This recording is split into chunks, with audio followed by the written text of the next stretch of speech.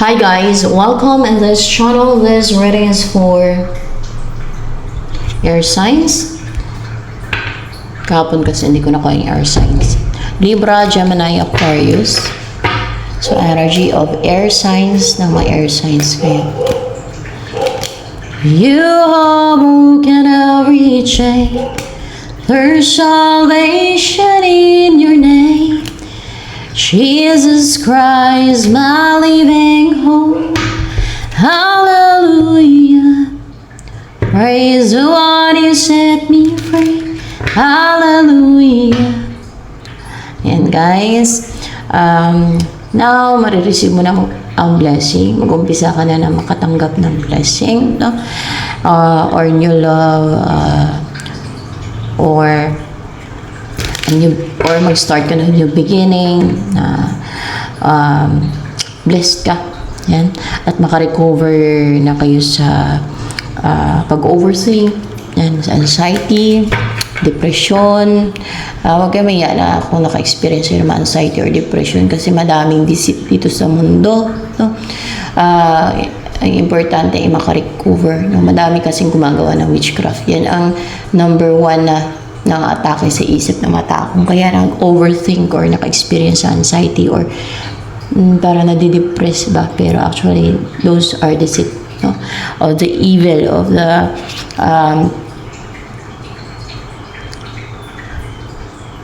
devil's kingdom and its followers ng mga witches, wizards, warlocks, evil magicians, right? So with the hermit here, makarecover ka na din sa panggugusting sa'yo, no? Kung bumaba yung confidence mo dahil sa ginugusting ka ng person mo, dahil doon in-isolate mo yung sarili mo, or it's because na-hurt ka dahil sa ginugusting ka, recover ka na. O kaya in-isolate mo yung sarili mo, no? Dinamdam mo ba kaya na-isolate mo yung sarili mo. But now, importante na-recover ka. Recover kayo. And hindi mo na in-isolate yung sarili mo ngayon. You will feel more extrovert. Na hindi nyo nalilimitan yung sarili nyo na makihalubilo, na to go out and mingle and enjoy life. No? And to talk to others, no? And with the Five of Cups, meron kang mga regrets dahil may mga nawala sa'yo. Ano yung mga regrets nyo?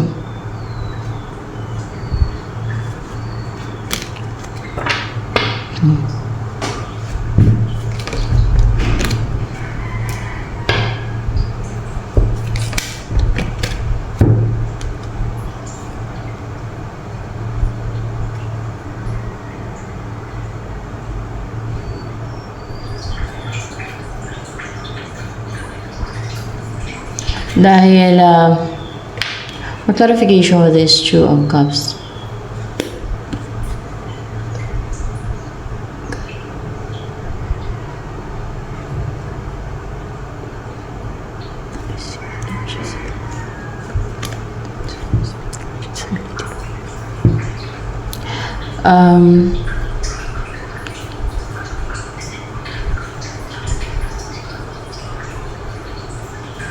Na hindi nagtagumpay ang siguro yung mga plans mo because of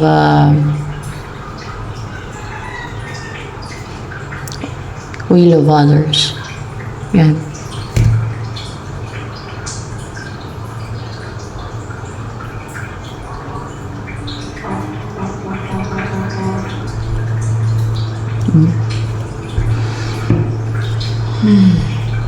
Two of Cups. Dahil may na-unite sa'yo. Ano tong na-unite sa'yo? Pestilence. Yun ang sabi ng guide ko.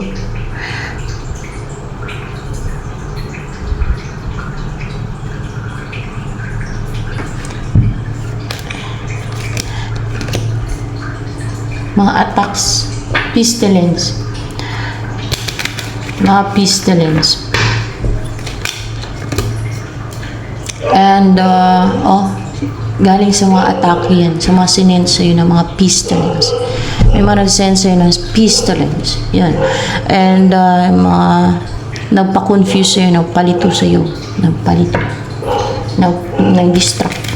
Yung mga nang-destroy, nang-distract. Yan. Nang-distract sa isipan mo. Nang-control. Nang-restrict sa'yo. Mga nang-control. Nang-intrude sa buhay mo ba? Namigil, nang-control. Ayan. Ay nagtagumpay sila na makontrol ka, ma-dominate ka nila ba? No? Kasi siguro inalaw mo. Pero lesson to learn nga eh. No? Ako, sa akin, yung niregret ko the most ay nagpadala ko sa awa ko. Kahit sa mga kaaway ko. Na dati, nagpadala ko sa awa. Dahil nakala ko pag binigyan ng chance na magbago sila, they will change. Pero mas malala pa pala nung nagpadala ako sa awa, ang gagawin nila. Talaga palang, yung evil talaga yan. Kumbaga, pag-ahas-ahas talaga yan. No? Kahit mag-shed ng skin. So, kaya pala, inuutos na talaga ng God, o sa Bible mismo, inuutos ng God na patayin na talaga yung mga mangkukulam at mambabarang. Yung mga witches, wizards, warlocks kasi parang hindi na talaga sila hindi na sila matawag na tao. Demonyo na nga talaga. Yung kahit pagbigyan mo, kasi kahit na sabi mo, sige, bigyan ko pa ng chance, baka magbago pa. Hindi. Mas malala pa pala yung gagawin nila ng mga anak ni Satanas na yan. Na damage kung magpadala ka sa awa sa kanila. Kaya nga inuutos ng God sa Exodus 22:18, patayin sila. Pero sino nga ba ang pwedeng pumatay sa mga yan? Yung mga may kakayanan.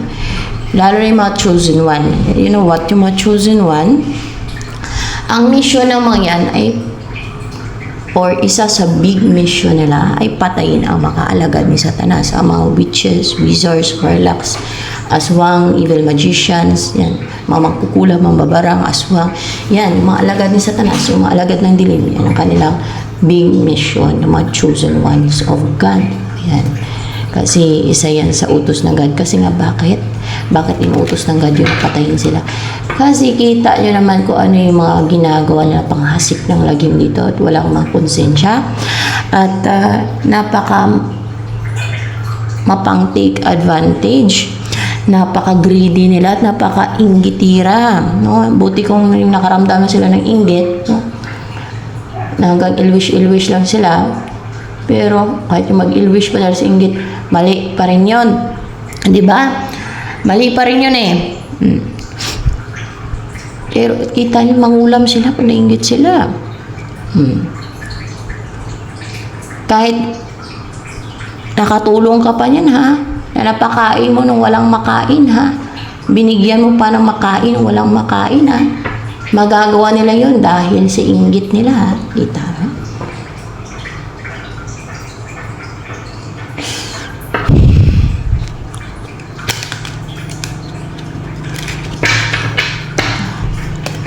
Ano yun? Traidor. Mga ganun yun. Traidor. Walang utang na loob ba? Yung nakatulong ka na dahil sa inggit nila, dahil sa pagkagahama nila, kukulamin ka nila. Gagawin ka na ng witchcraft. Okay lang yung paninira eh. Siraan ka sa iba eh. Gawin ka ng kwento. Okay pa yun eh. Pero yung witchcraft, kulamin ka. Kademonyuhan na yun. pwede pa yung makonsider eh, manira lang. At kung alam naman ng mga tao na hindi naman totoo, no? Ay wala naman yun, sila pa rin ang hindi naman importante yun. Yung mga paninira na yan. At ay naku, kahit saan may paninira dahil driven nga ng inggit yung mahilig manira. Driven ng envy, kaya sila naninira, gumagawa ng kwento. Yun ang mga naninira na yan, gumagawa ng kwento, kaya paninira. Hindi totoo yung mga sinasabi nila kasi paninira nga eh. Naninira eh, di ba? Pero yung ikwento mo kung ano yung totoo, dahil ini-expose mo ang katotohanan para maging aware yung iba sa kung ano talaga yung tao na yan para hindi mabiktima yung iba, hindi yung paninira. Pagtulong yun sa kapwa. Yan.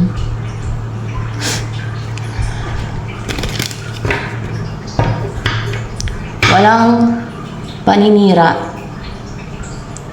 o hindi masabi na paninira ang pagsabi ng katotohanan, ang pag-expose ng katotohanan. Ang masasabi na paninira ay yung ginawa ng kwento. Gumawa ng kwento para siraan ng isang tao. At driven ngayon sila ng inggit. They made lies. They create their own lies para siraan ng isang tao. Yun na yung mga paninira. Guys,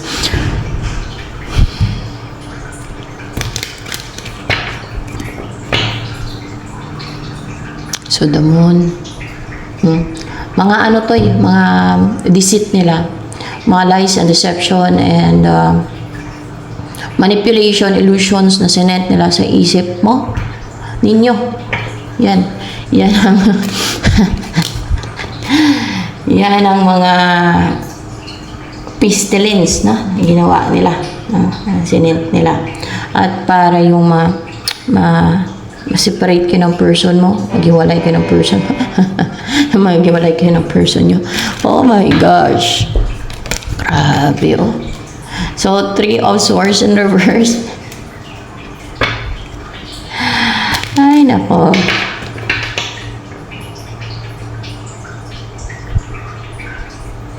So, more clarification with the 3 of Swords in reverse here. And the 6 of Wands.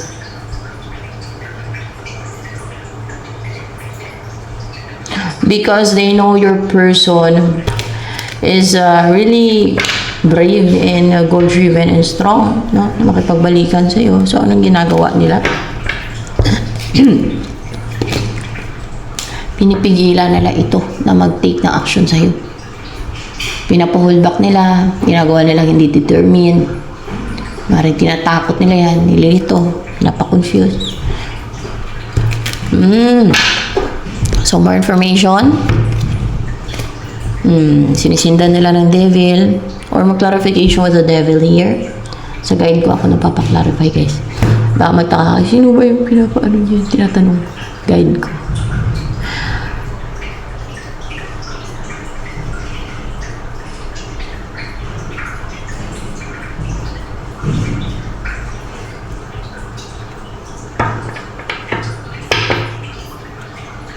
They're releasing their demons. Meron silang nire-release ng mga demons. Saan galing yung demons? Through dealing with the devil. Through dealing with the devil daw, doon galing yung mga demons na yun. Paano yun? Paano na ginawa yun? They're doing rituals. Yan ang sabi ng guide ko. They're doing rituals para makapag-release sila ng mga demons. Ibig sabihin siguro yung makapag-utos ng mga demons o command sila ng demons o wish sila sa mga demons, no? Makahiling sila sa mga demons, makautos sila sa mga demons ba? Alam yung mga demons, mga spirits na yan eh, mga walang katawan yan. Mga kaluluwa na ni Nephilim. Yan mga ginagamit sa witchcraft, di ba? Yung mga evil spirit na tinatawag. Yun. They're doing rituals. Through bartering their souls to the devil. Kaya binibigyan sila yung tinatawag nilang authority, no? na mag-command, mag-utos ng mga demons. Yun pala yun. Kaya nag-barter sila ng kaluluwa nila to have that authority or power to command demons. Oh my gosh. See? Oh, see?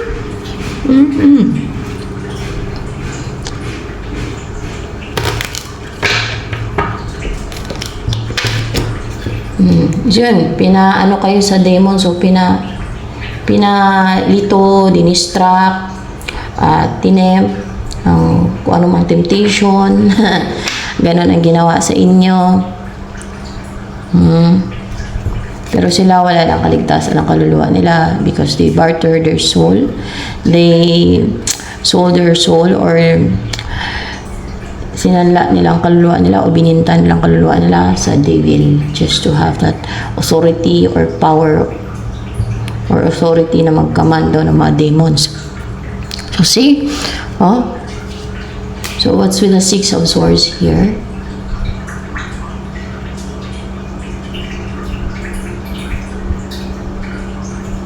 Para umiwas sa'yo ang person mo, umiwas ka sa person mo, layuan yung isa't isa.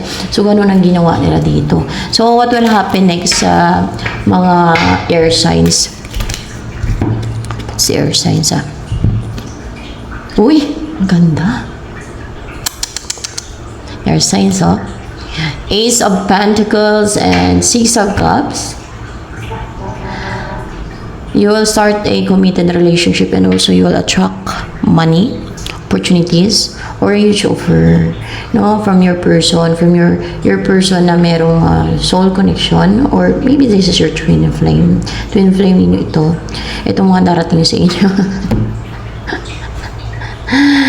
Na magaan ang loob ninyo sa isa't isa. Match talaga kayong dalawa. Kayo nito, Yung mga person ninyo match kayo and darating sa buhay ninyo na magkukumit sa inyo. And full of love. Parang love is in the air. Love is everywhere. Pag nag-umpisa kayo ng committed relationship ng mga person ninyo. Yan, earth sign. Kasi earth signs hindi lang earth sign, but earth signs. Sabi ko, so para maramihan tayo guys, no? So King of Cups, and you will feel in love, deeply in love, sa isa't isa, care, and also affection towards sa isa't isa na inyong mga persons. Ayan, earth sign. Earth signs. Yan na. And what's with the Hangman and Ten of Cups in reverse?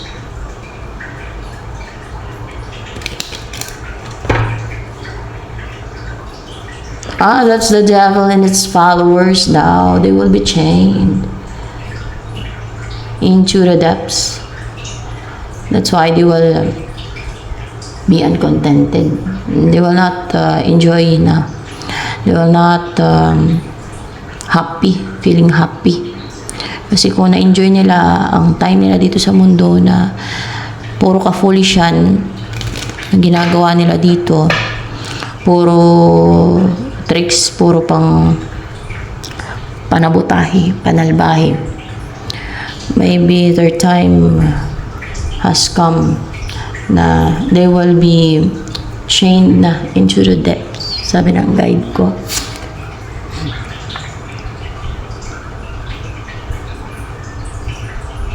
That they will have no peace na. They will be chained. Time's up.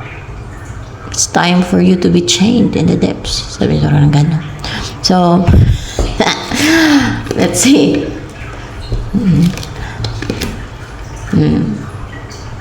Kung kaya hindi na yan sila makapamarusa, hindi na makapanghatol, kasi may sarili silang pamarusa Yung mga sa kadiliman, kagaya ng yung kung mga witches, mga alagad nila, di ba may pamarusa sila? Tulo sila. Ganon. Yung pangkulang, pambarang nila, yan daw pamarusa nila. O, di ba? May sarili silang pamarusa, no? Pag nainggit sila, mamarusa sila daw. Mangulam sila, o di ba? Nainggit lang yan, ha? Ganun sila, ganun ka baluktot yung utak nila. And hindi lang yun, nang-impluensya sila sa iba, lalo yung mga wala pang kalam-alam, impluensya nila ng mga baluktutan nila. So yan, kaya hindi na to kasi naka-chain na eh. O, juggling na lang sila doon kung saan sila na-chain. Itong mga devil and its followers. So,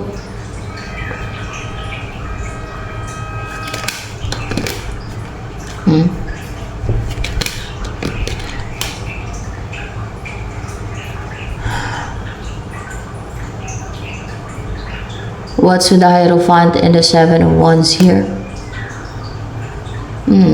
Matakot na, makaramdam na ng fear.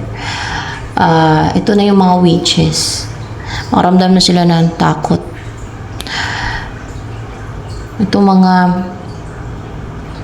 gumagamit ng mga manipulation.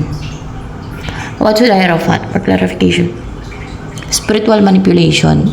Yung namamanipulate sila gamit yung mga orasyon, control, descent, lies, deception, illusions sa isipan ng mga tao.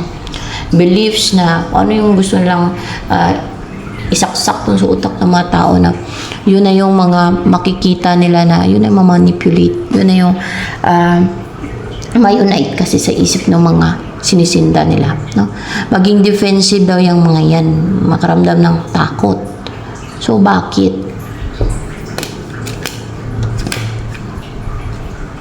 Hindi na sila sisurtihin sa mga ginagawa nila, siguro sa lahat na, hindi na sila sisurtihin, hindi na mag-favor sa kanila, di ba? Yung luck, hindi na mag-favor sa kanila, ang fortune, hindi na mag-favor sa kanila, kaya hindi na sila sisurtihin. Alam niyo kung sino nagbigay ng swerte sa kanila? Devil. Di ba nabinta nga sila ng kaluluwa nila? Sanda sila ng kaluluwa nila doon sa devil. Yun na nag-grant ng kanilang makahilingan. Alagad ng dilim. Kaya nagbinta ng sanda sila para ibigay ng devil yung kanilang kahilingan. Kaso matchin itong devil na ito and his followers, di ba? So, sino mag-grant ng kanilang kahilingan? Kung kailan hindi na mag-grant yung kahilingan nila, babawiin na nila. Yung kanilang pakipag-deal sa devil. Binabawi ko yung kaluluwa ko, na inibinta ko, sabihin siguro, no? Ganon na sabihin nila. Ako hindi ako magbinta ng kaluluwa ko, hindi ako magsanday. Kaso nga lang, napaka-bright daw nila, no? Ganon sila, narcissistic kasi. Yun bang bright? Binta ka ng kaluluwa mo? Babawiin ko na, sabihin siguro nila, no? Okay, hindi na ginagrant eh, ang kahilingan eh. Sorry na lang sila, naibinta na nila eh. At yun ang usapan ng God at ng devil. Kung sino binta ng kaluluwa at magsanla ng kaluluwa sa devil in exchange sa mga pag-grant ng devil ang makahilingan nila sa devil ng kaluluwa.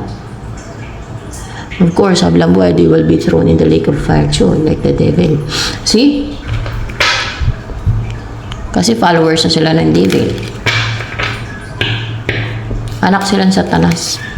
Because of their greed, nagawa nila yun. Because of their envy and greed. So, see? And 10 of Pentacles and reverse. So, see, hindi na sila siswertin talaga. Hindi na mamuhay ng kumpleto at masagana yung may.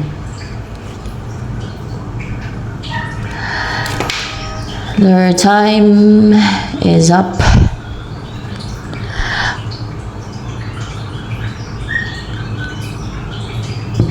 Matigil na din yung what's with the Knight of Pentacles in reverse na long term na to eh. More clarification with this. Their influences. Parang long term na may influences nila sa mga ginagawa nila ng witchcraft. Basta influences daw nila yan na matigil lang, hinto na. See?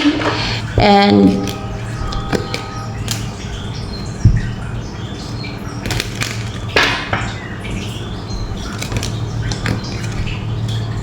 kita nyo. Pagka, nung panahon ni Jesus Christ, na sinabi ni Jesus Christ, anak siya ng Diyos. ayaw maniwala ng maraming tao. Ayaw maniwala ng mga tao. Lalo yung masasamang tao. Kasi, ganun yung maraming tao. They will not respect you pag sasayid ka ng God. Pag ikaw ay o kaya ay servant, kahit servant ka ng God, pag alam nila sa God ka, babastusin ka pa nila. I-disrespect ka nila or they will challenge you. No? Yung mga sa side ng kadiliman na mga tao nga. They will challenge you. Kaso lang nagkataon at marami sila dahil because of their greed, no? Madami lalo sa panahon ngayon because of their greed. Kaya nagpaanib sila sa kadiliman, kaya nagsanla, nagbinta sila ng kaluluwa nila. Kaya gumagawa sila ng kasamaan para makuha yung kanilang mga gusto. They will challenge you because they want to appear and to prove themselves and to others na powerful sila. Challenge sila pag alam nila na sa side ka ng God. So, ganun din yun sa panahon ngayon. Kung sino ang sa side ng God, they will challenge it ng mga alagad niyang Diablo, ng mga sumulunod ng Diablo, ng mga witches, wizards, warlocks, evil magicians, ng mga evil na yan. Ng mga demonyo na yan. Hindi lang evil ang tawag sa kanila. True evil. Demonyo. Yan ang tawag sa kanila. Diba? Yan ang tawag sa mamang kukulam, mambabarang, demonyo na, aswang, demonyo na. Oh. Alam ka ano, anghel? Ba naman yun? Oh my gosh. Tinatawag pa nga nila yung sarili nilang chosen one eh. Yung mga mangkukulam, mambabarang, chosen one pa daw sila ng ganyan.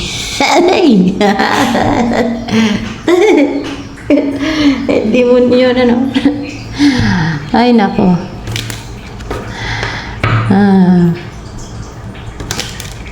Na o sino yung may mission sa God, tunay na sa side ng Diyos, i-challenge nila, mga atake sila, ng witchcraft nila, ulami nila, kung ano pang ginagawa ng barangin nila. Gusto namang pag-compete, kay powerful daw sila. Gusto namang challenge, kay powerful daw yung kapangyarihan na galing sa devil, na pinagbarter na lang kaluluwa nila ba. So, ayun ang katotohanan, hindi yan joke. So, yan. And, hindi na kayo mapigilan ito. Ng kanilang pang-intimidate. Ay, naku guys. Hindi na din kayo ma-restrict. Hindi na kayo ba? Hindi na kayo ma-chain ang mga alagad ng dilim na yan. Kasi na naka-chain na tong devil, machi-chain na tong devil at ang kanyang followers. So, ito na lamang for your signs.